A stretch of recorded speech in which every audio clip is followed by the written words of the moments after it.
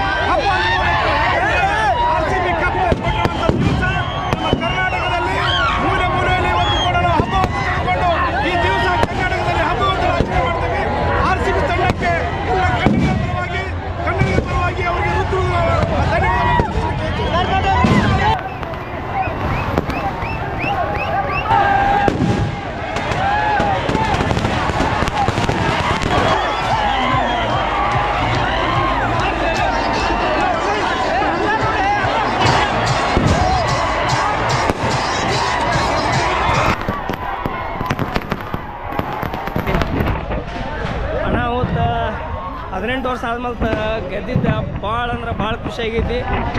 ಎಲ್ಲ ಜನ ನೋಡತ್ರಿ ನೀವು ಹೆಂಗಿಲ್ಲಿ ಹಿಂಗೆ ಹೊಂಟಾರು, ಇಷ್ಟು ಜನ ಕೂಡ್ಯಾರಲ್ಲ. ರಾಜ್ಯೋತ್ಸವನ ನಡೆದೈತಿ ಬೆಳಗಾವದಾಗ ಮತ್ತೊಮ್ಮೆ ಅಂತ ನನಗೆ ಅನ್ಸತೈತಿ. ನಿಮಗೆ ಹೆಂಗೆ ಅನಿಸ್ತು?